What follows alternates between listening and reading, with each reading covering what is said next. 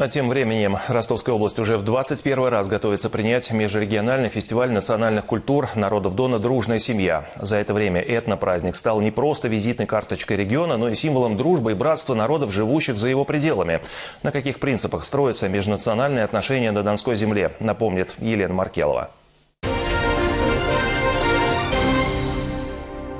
Это блюдо называется чапельгиш, ингушские лепешки.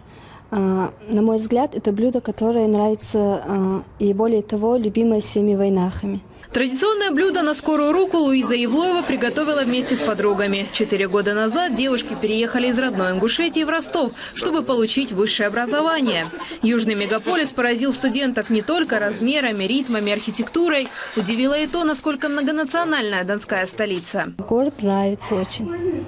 Может, я останусь. После учебы, конечно, появились много друзей очень разных национальностей. Постепенно привыкают. Люди хорошие, добрые, приветливые. Ежегодно на Дон приезжают тысячи студентов из Магаса и близлежащих поселений. Многие здесь остаются. Ингушская диаспора на Дону насчитывает примерно 4000 человек. Говоря о том, насколько комфортно нам проживать в городе, в Ростовской области, естественно, это одна общая идея того, что мы должны строить сильное, полноценное государство, сознание у граждан того, что мы все-таки должны быть едины в этом смысле. И нам нечего делить абсолютно. На этих простых истинах и строятся отношения между этносами Ростовской области. Донской регион – один из самых многонациональных в России.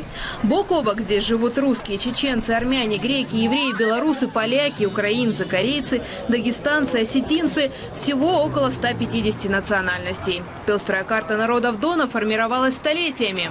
Выгодное географическое положение, мягкий климат, широкая торговая сеть и гостеприимство местных – все это сделало территорию домом для многих народов. Я думаю, что вот как раз по правилам, по законам, по справедливости, жизнь, которая была на Дону с древнего времени, которые гарантировали казачество, законы казачества, которые были здесь, она привлекала людей, потому что они понимали, что здесь они живут, они защищены. Те люди, которые приходили с миром, они всегда находили этот мир на Дону, и никаких конфликтов у них не было. Веками юг страны принимал новых жителей. Одна из самых многочисленных диаспор, которая за эти годы сложилась на Дону – белорусы. Михаил Лобарев переехал в Зерноград много лет назад.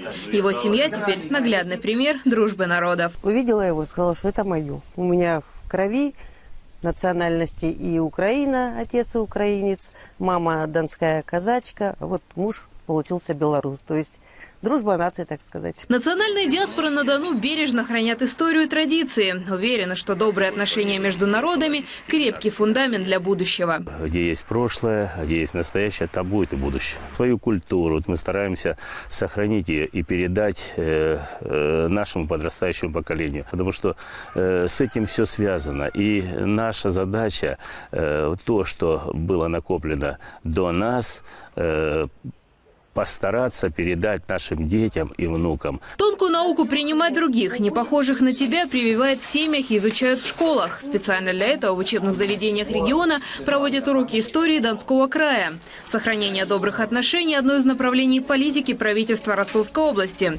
Уже более 20 лет при губернаторе работает консультативный совет по межэтническим отношениям. На территории области реализуется комплекс мероприятий стратегии государственной национальной политики до 2025 года. С прошлого года в государственную программу Ростовской области внесена дополнительная подпрограмма, направленная на этнокультурное укрепление народов и гармонизацию межэтнических отношений. Многонациональный дом встречает вместе будни и праздники. Быть гостем народных торжеств почетно, независимо от языка, цвета кожи, разреза глаз и вероисповедания.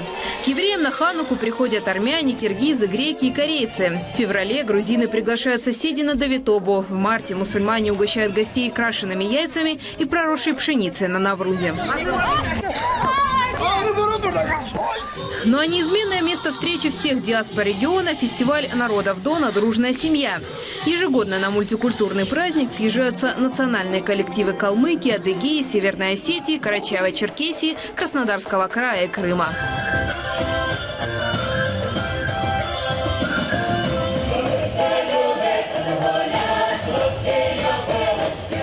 Татарской традиционной культуры, быта, ремесел и кухни соседствуют здесь с белорусским, украинским, чеченским и осетинским. согласно геополитической карте мира, все эти народы – представители разных стран. Но в сердцах тысячи жителей Ростовской области эти границы условны. Несмотря на любые перемены, многонациональный Дон живет и продолжает жить в мире и согласии. Елена Маркелова, Олег Хачкинаев, Игорь Залунин. Вести Дон. События недели.